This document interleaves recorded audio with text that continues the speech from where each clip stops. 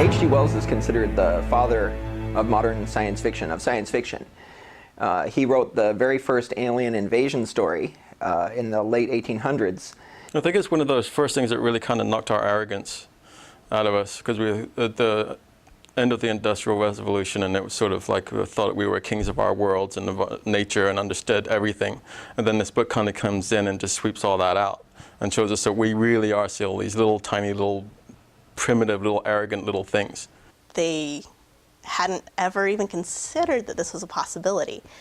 And that's a really frightening thing, to start thinking of the Earth and the human race as this very small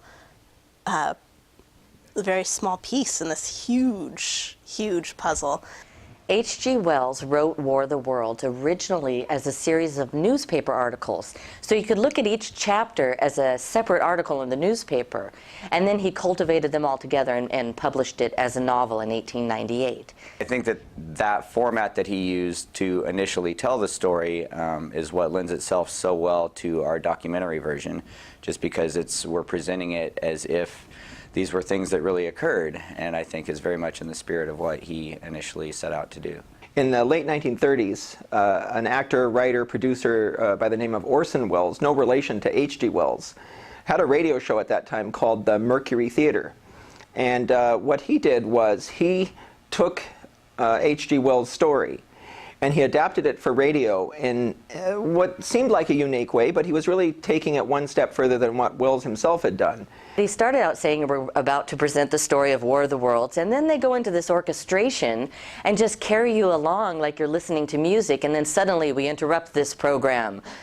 This thing is going on right now. And people were just, I mean, really, really thought it was happening and just went ape. There was a little announcement at the beginning that it was all fiction, and nobody remembered that. Everybody thought it was a newscast. And I had the greatest time. It really confused a great deal of people, and you know, there was panic across the country caused by this thing. It spawned creating laws and regulations as to how you can present information if it's entertainment. It resulted in there coming down an edict that said that people, stations couldn't use "we interrupt this broadcast" anymore for anything other than breaking news. And it was all due to Orson Welles. Also, the world for the very first time became aware that a little voice, widely broadcast with the right kind of radio production, could convince people of almost anything.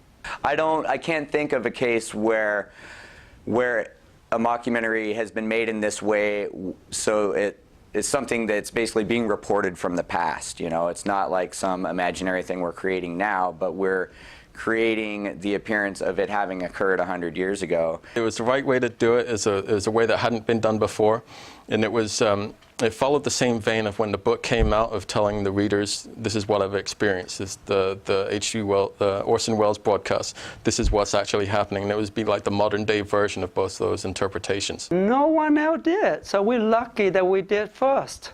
You know, so we have the bragging right. You know what I mean? So that's a good thing. That's a good feeling about it. We thought about it, say, okay, this is what we should do.